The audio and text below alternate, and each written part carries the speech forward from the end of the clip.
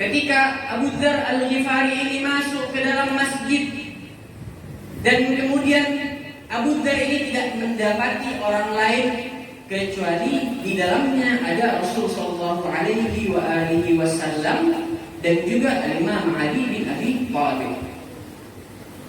Kemudian Abu Dzar datang mendekat kepada Rasulullah.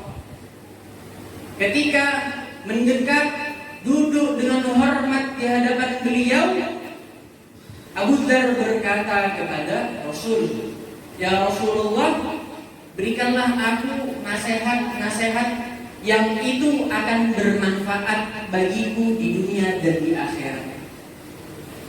Berikanlah aku nasihat yang itu akan bermanfaat bagiku di dunia dan di akhirat." Kita tahu bahwasanya Rasul sallallahu alaihi wasallam merupakan sebuah panutan, merupakan sebuah contoh yang terbaik, sehingga apa yang nantinya akan dikatakan oleh beliau itu merupakan hal yang terbaik, merupakan nasihat yang terbaik.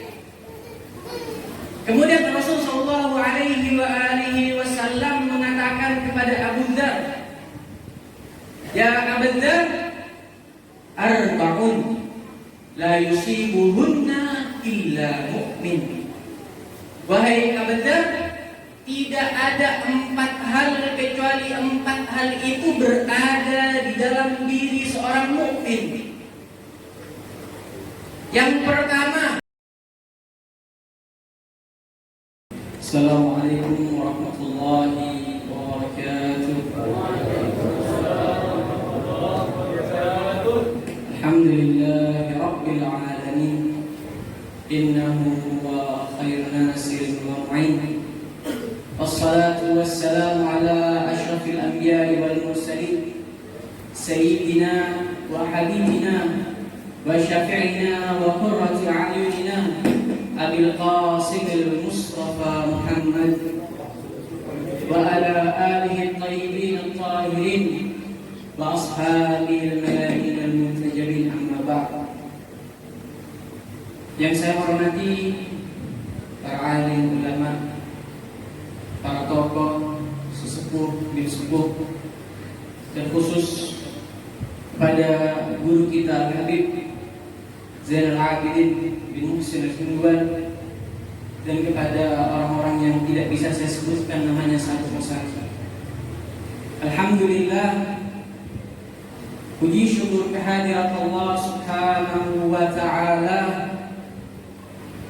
yang mana Allah masih memberikan kita taufik, yang mana Allah masih memberikan kita hidayah, yang mana Allah masih memberikan kita kesempatan untuk berkumpul di majlis yang insyaallah penuh berkah ini.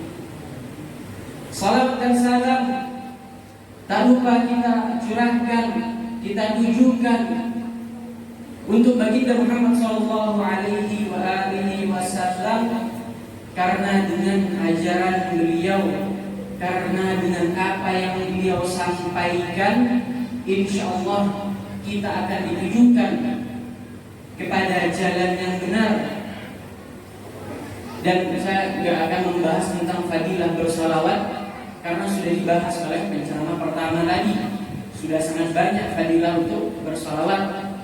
Akan tetapi harus kita tegaskan bahwasanya apabila kita bersolawat kepada baginda Muhammad sallallahu alaihi wasallam itu merupakan ciri-ciri orang yang beriman, sebagaimana yang disebutkan di dalam Al-Quran, Innallaha wa malaikatahu yusalluna 'alan nabi ya ayyuhalladzina amanu sallu 'alaihi wa sallimu taslima.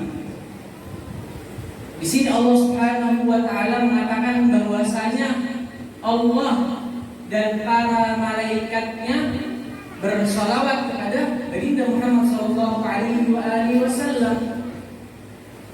Wahai orang-orang yang beriman. Nah, sini. Wahai orang-orang yang beriman, bersalawatlah kalian kepada Rasul sallallahu alaihi wasallam dengan sebenar-benarnya sholawat. Artinya apa? Artinya orang yang bersolawat kepada baginda Muhammad, bersolawat juga kepada keluarganya, itu merupakan tanda orang mukmin, ya. Tanda orang mukmin. Saya ingin mengawali pembahasan saya dengan sebuah cerita. Satu waktu datanglah seorang sahabat menemui Ali bin Abi Thalib. Ketika sahabat ini datang berjumpa dengan Ali bin Abi Thalib, sahabat ini bertanya kepada beliau, "Ya Ali, mengapa Allah Subhanahu wa ta'ala perlu menyebutkan sifat-sifatnya di dalam Al-Quran? Kenapa Allah itu hanya mensifati dirinya?" Kemudian Ali bin Abi Thalib mengatakan, kenapa mic-nya? Kemudian Ali bin Abi Thalib mengatakan, "Wahai fulan, Allah Subhanahu wa ta'ala menyebutkan sifat-sifatnya di dalam Al-Quran karena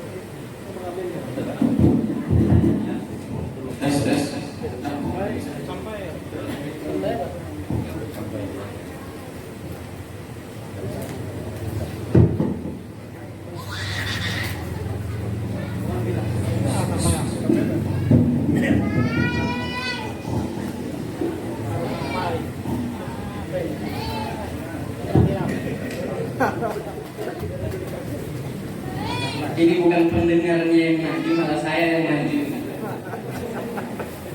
Nah, ketika orang itu bertanya demikian kepada Ali bin Abi Thalib, maka beliau menjawab, "Wahai fulan, bahwasanya Allah Subhanahu wa ta'ala itu tidak bisa dipahami secara utuh oleh akal manusia, sehingganya Allah Subhanahu wa ta'ala di dalam Al-Quran menyebutkan sifat-sifatnya, yang mana kita mengetahui sifat-sifat Allah di dalam Al-Quran itu disebut dengan apa? Apa? Asmaul Husna. Nah, artinya Asmaul Husna itu adalah pendekatan yang ingin dibangun oleh Allah Subhanahu wa ta'ala kepada umatnya, kepada umat baginda Muhammad sallallahu alaihi wa alihi wasallam, agar umatnya tadi itu bisa mengetahui bagaimana Allah yang sebenarnya. Karena Allah ini tidak seperti Tuhan yang lain. Allah ini gak ada patungnya, Allah ini gak ada bentuknya, Allah ini gak bisa dilihat, gak bisa diraba, hanya saja bisa dirasakan dengan hati kita. Nah, di antara nama-nama Allah Subhanahu wa ta'ala yang disebutkan di dalam Al-Quran yaitu Al-Hakim. Apa artinya Al-Hakim? Ada yang tahu? Al-Hakim. Al-Hakim itu artinya bijaksana. Al-Hakim itu artinya bijaksana. Dan biasanya Al-Hakim ini digunakan di dalam masalah penciptaan makhluk. Jadi kebijaksanaannya Allah ini digunakan oleh Allah Subhanahu wa ta'ala di dalam penciptaan makhluk. Bagaimana contohnya, Beb? Nah, Ketika kita melihat sebuah buku yang bernama Tauhid Al-Mufaddal. Tauhid Al-Mufaddal. Di situ ada seorang murid daripada Al-Imam Ja'far As-Shadiq yang bernama Mufaddal bin Umar. Mufaddal bin Umar itu datang setiap hari menemui Al-Imam Ja'far As-Shadiq. Ketika beliau datang menemui Al-Imam Ja'far As-Shadiq, beliau meminta kepada sosok yang menjadi guru daripada para imam ini untuk mengajarkan bagaimana kita melihat alam semesta yang ada. Kemudian Al-Imam Ja'far As-Shadiq mengajak beliau pergi ke berbagai macam tempat.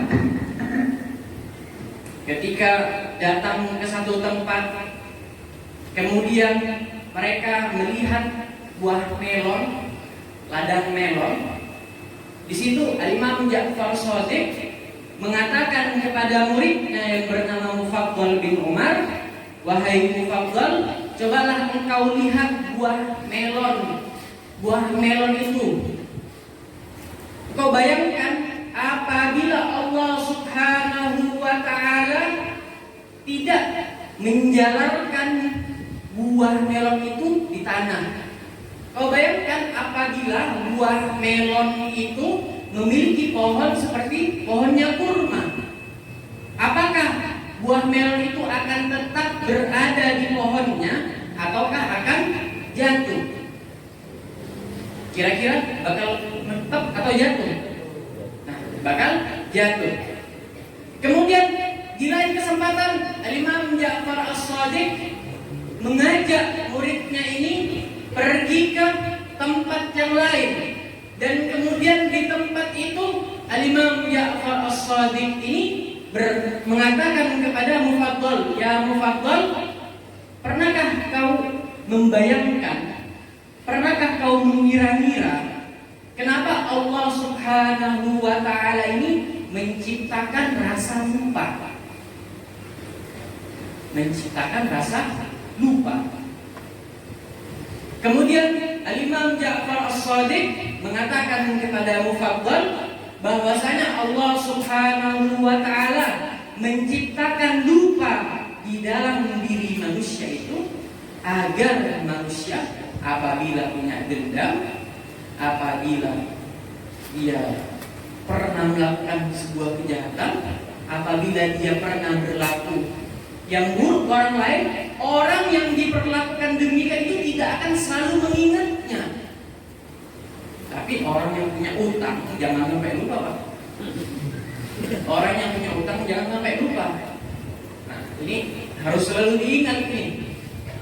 Sehingga di dalam Al-Quran dikatakan tentang utang, ya, dianjurkan orang-orang yang berhutang ini untuk menulis hutangnya. Dan kalau bisa mendatangkan 2 saksi. Jadi biar nggak lupa.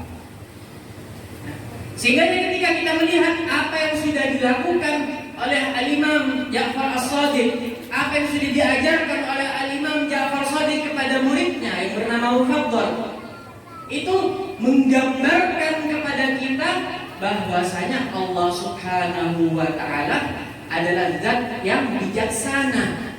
Karena bijaksana ini adalah memahami apa yang harus ditempatkan kepada satu hal. Kalau misalnya melon yang dikatakan oleh beliau tadi diciptakan oleh Allah Subhanahu wa ta'ala di atas pohon kurma, maka pasti akan jatuh. Dan apabila manusia ini diciptakan tanpa rasa lupa, maka sudah banyak orang yang terbunuh, sudah banyak orang yang melakukan balas dendam, karena dia akan selalu ingat dengan kesalahan-kesalahan orang lain. Nah, artinya apa? Artinya kebijaksanaan Allah Subhanahu wa ta'ala di dalam menciptakan makhluknya itu tidak hanya berupa fisik. Tidak hanya bagaimana Allah Subhanahu wa taala menciptakan fisik dari sebuah hal yang kemudian itu menunjukkan betapa sempurnanya ciptaan Allah. Akan tetapi Allah Subhanahu wa taala juga menciptakan sifat-sifat yang ada di dalam diri manusia agar itu bisa membedakan, agar itu bisa menunjukkan mana orang-orang yang baik dan mana orang-orang yang buruk nantinya. Ini juga ditunjang dengan apa yang dikatakan oleh Abu Dzar ketika Abu Dzar Al-Ghifari pergi ke Masjid Nabawi di satu waktu. Ketika Abu Dzar Al-Ghifari ini masuk ke dalam masjid dan kemudian Abu Dzar ini tidak mendapati orang lain kecuali di dalamnya ada Rasul sallallahu alaihi wasallam dan juga Imam Ali bin Abi Thalib. Kemudian Abu Dzar datang mendekat kepada Rasulullah. Ketika mendekat, duduk dengan hormat di hadapan beliau, Abu Dzar berkata kepada Rasul, "Ya Rasulullah, berikanlah aku nasihat-nasihat yang itu akan bermanfaat bagiku di dunia dan di akhirat.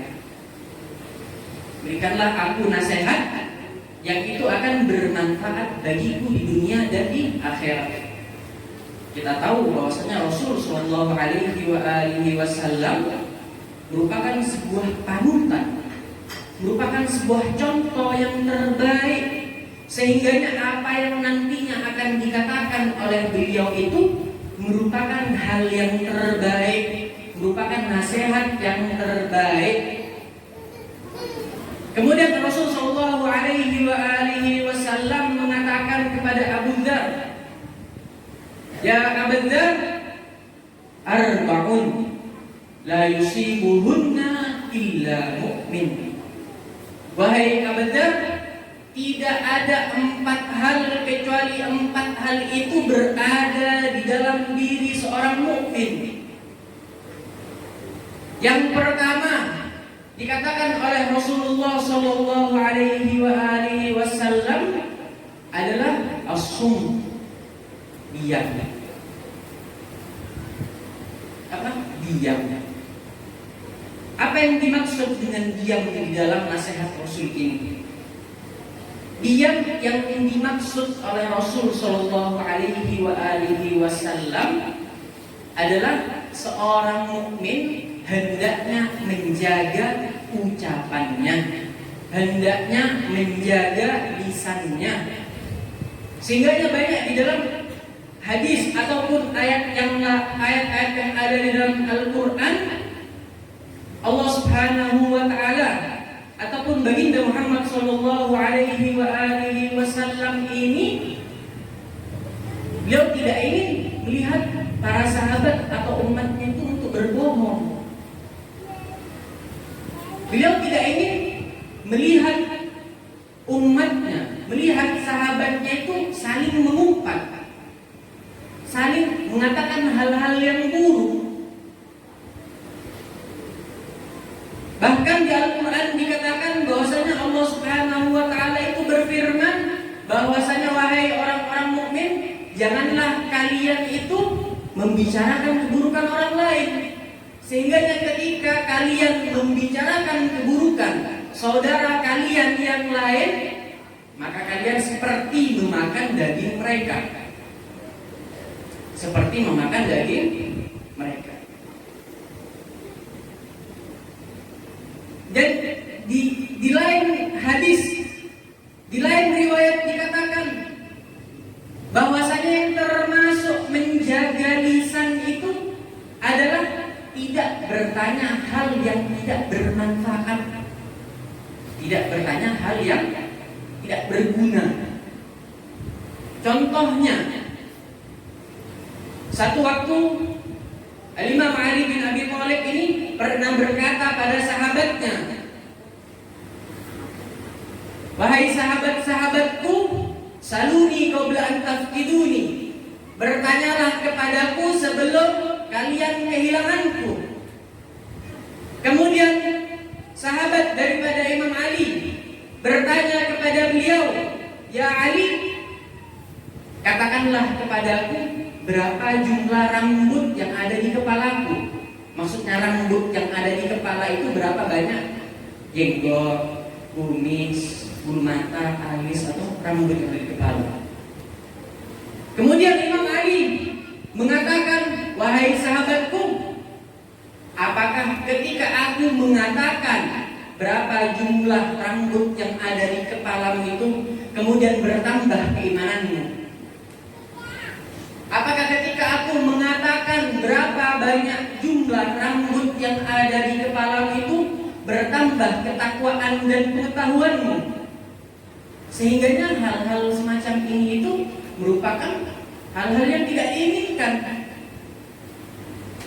Atau di dalam sebuah kitab akhlak, kitab yang berjudul Munyatul Murid, dikatakan bahwasanya bertanya untuk basa-basi dan bertanya untuk ngetes, untuk menguji seseorang itu juga merupakan satu hal yang tidak baik.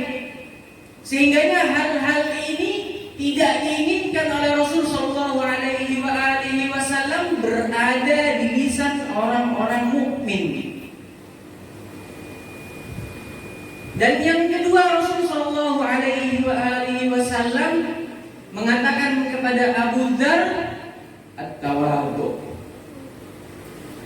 Seorang mukmin itu hendaknya dia orang yang merendahkan diri. Tawadhu, merendahkan diri. Merendahkan diri ini Bapak, Ibu, ada dua jenis. Ada merendahkan diri kita di hadapan Allah Subhanahu wa Ta'ala, dan ada merendahkan diri kita di hadapan manusia. Merendahkan diri kita di hadapan Allah Subhanahu wa Ta'ala yang paling simpel. Yang paling simpel itu adalah dengan beribadah. Dengan beribadah, sholat, puasa, dan kewajiban-kewajiban yang lainnya. Karena apa? Karena dengan kita beribadah, kita betul-betul mengakui diri kita sebagai hamba Allah Subhanahu wa Ta'ala. Karena apabila kita ini tidak beribadah kepada Allah, maka kita ini seakan-akan menjadi orang yang kita tuh memiliki kehidupan kita sendiri. Ketika kita tidak beribadah kepada Allah Subhanahu wa Ta'ala, kita seakan-akan apa yang datang, yang kemudian menjadi makanan, yang kemudian menjadi kesehatan, yang kemudian menjadi penjagaan bagi kita berasal dari diri kita sendiri. Dan apabila kita tidak beribadah kepada Allah Subhanahu wa Ta'ala, maka kita itu tidak sadar bahwasanya semua itu berasal daripada Allah Subhanahu wa Ta'ala. Sehingganya ada sebuah cerita dikisahkan bahwa ada seorang ulama besar datang ke sebuah kampung. Ketika datang ke sebuah kampung itu, ulama tadi mencari masjid untuk sholat. Dan ketika beliau menemukan masjid, ternyata di masjid itu sudah ada satu orang di masjid itu. Alim, ulama, datang ke masjid untuk sholat, mendapati satu orang yang ketika wudhu ini, mungkin kalau kita lihat wudhunya itu gak karuan, wudhunya itu gak betul. Dinasihati sama ulama tadi, "Hai fulan, kenapa wudhumu seperti ini?" Dibilang sama orang tadi, bahwasanya aku ini orang awam, aku ini orang yang gak tahu, aku ini orang yang tidak berpendidikan. Dilanjutkan wudhunya sampai selesai, dan ketika wudhunya selesai, baru ulama itu tadi memulai wudhunya dengan wudhu yang sempurna, dengan wudhu yang bagus, dengan wudhu yang sesuai dengan fikih. Ketika orang itu tadi masuk ke masjid lalu sholat, dan ternyata sholatnya itu sangat sebentar. Kemudian orang itu keluar dari masjid. Nah, ketika orang itu keluar dari masjid, ulama yang tadi wudhu itu baru selesai. Terus ditanya lagi sama ulama itu, kenapa sholatku ini cepat banget? Kenapa sholatku ini cepat banget? Kemudian orang itu mengeluarkan satu perkataan yang sangat luar biasa, yang akhirnya membekas di hati ulama tersebut. Dikatakan oleh orang yang awam, yang tidak berpendidikan ini, dikatakan bahwasanya walaupun aku ini tidak paham tentang agama, walaupun aku ini tidak berpendidikan seperti dirimu, namun aku melakukan ibadah karena Allah, karena aku tidak ingin menentang Allah Subhanahu wa Ta'ala. Aku tidak ingin membelot terhadap Allah Subhanahu wa Ta'ala.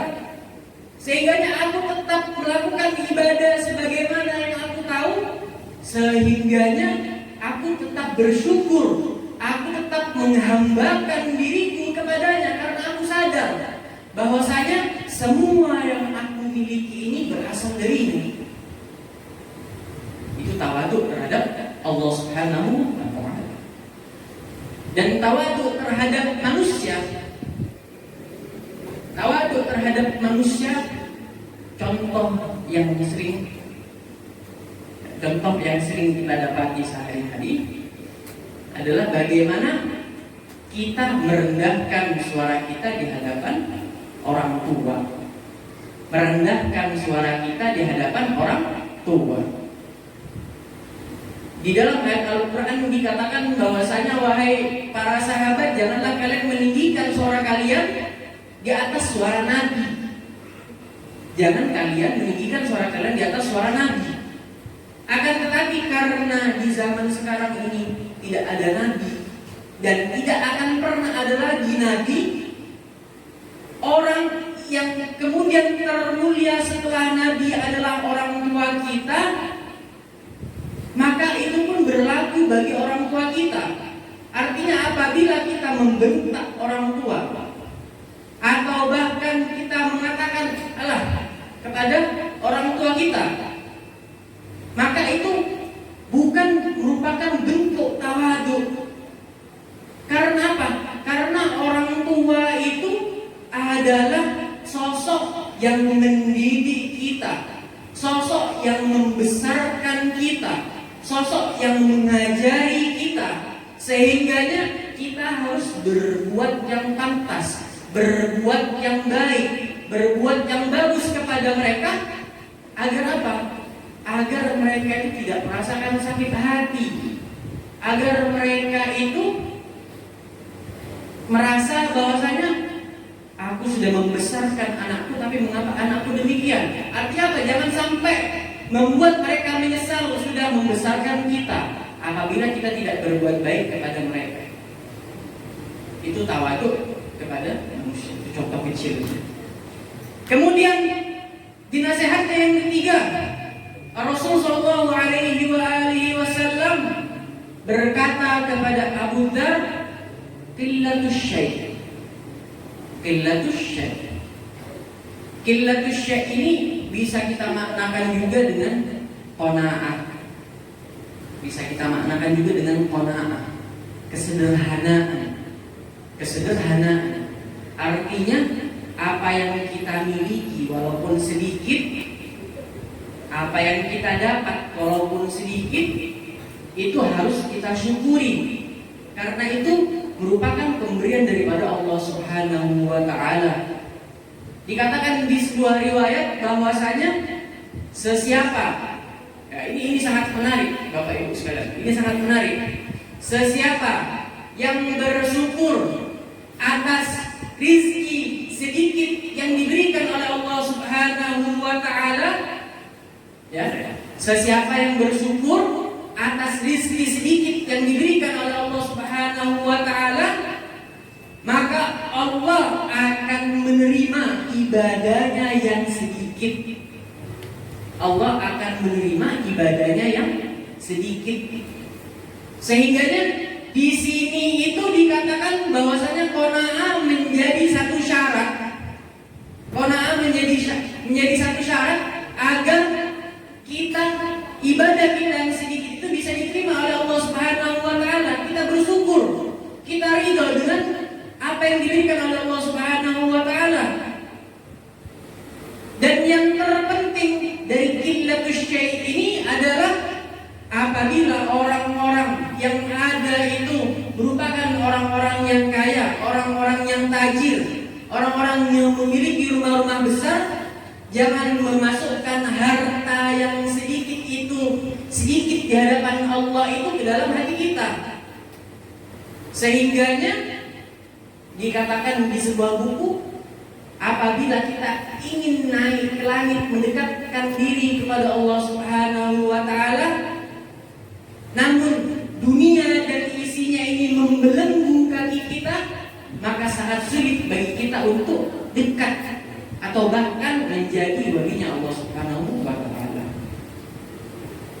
Dan yang terakhir, yang keempat adalah zikrullahi ala kulli hal.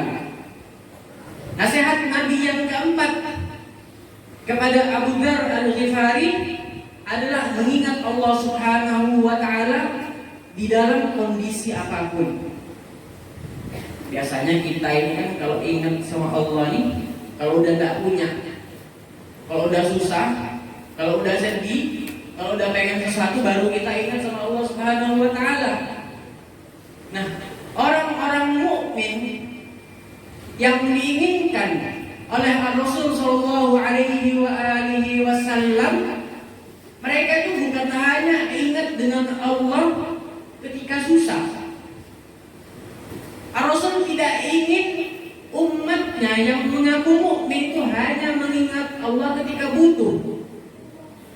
Bahkan ada sebuah perkataan yang mengatakan bahwasanya Allah itu adalah Tuhan ketika dibutuhkan, dan apabila tidak dibutuhkan oleh manusia dia bukan Tuhan.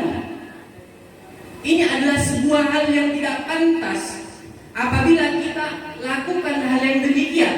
Apabila kita tidak ingat terhadap Allah Subhanahu wa taala hanya apabila kita butuh, apabila kita sedih, apabila kita sedang ada hajat saja. Sehingganya Al-Imam Ali bin Abi Thalib ketika membagi ibadah, membagi tentang ibadah itu, beliau mengatakan ada orang-orang yang beribadah sebagai budak. Ada orang-orang yang beribadah sebagai budak. Maksudnya gimana? Mereka hanya beribadah ketika mereka takut sama siksa neraka. Ketika mereka takut dengan siksa neraka. Dan ketika mereka beribadah, mereka itu artinya insya Allah bakal masuk ke surga. Itu budak. Mereka hanya beribadah hanya karena takut siksa neraka. Yang kedua, kata Al-Imam Ali, ada orang yang beribadah itu seperti pedagang. Ada orang yang beribadah seperti pedagang. Artinya apa? Artinya ketika mereka ibadah itu ada yang sedang diperjualbelikan di sini. Apa yang diperjualbelikan di sini? Yaitu pahala, ganjaran. Yang mana ketika mereka beribadah kepada Allah, mereka mengharapkan ganjaran dan pahala itu, seakan-akan mereka sedang berdagang dengan Allah Subhanahu wa taala. Dan yang ketiga, jenis orang yang ketiga ini dikatakan oleh Al-Imam Ali bin Abi Thalib bahwasanya ada orang yang beribadah sebagaimana pecinta, sebagaimana seorang hamba, sebagaimana mereka ini beribadah karena mereka tahu bahwasanya Allah Subhanahu wa taala ini benar-benar layak dan benar-benar pantas untuk disembah. Sehingganya kita bisa belajar dari apa yang dikatakan oleh Rasul sallallahu alaihi wasallam dengan nasihatnya kepada Abu Dzar bahwasanya seorang mukmin itu tidak akan dianggap mukmin apabila di dalam dirinya tidak ada 4 hal. Yang pertama, as-sum, menjaga lisannya. Yang kedua adalah tawadhu. Yang ketiga adalah qillatus syai', qanaah, tidak mengikat hatinya dengan dunia. Dan yang keempat adalah mengingat Allah Subhanahu wa taala di dalam kondisi apapun. Mungkin saya rasa yang sedikit ini semoga bermanfaat, khususnya untuk saya dan khususnya untuk Anda semua yang hadir di majlis yang penuh berkah ini. Kurang lebihnya mohon maaf. Wabillahi taufiq wal hidayah, waridha wal inayah. Wassalamualaikum warahmatullahi wabarakatuh.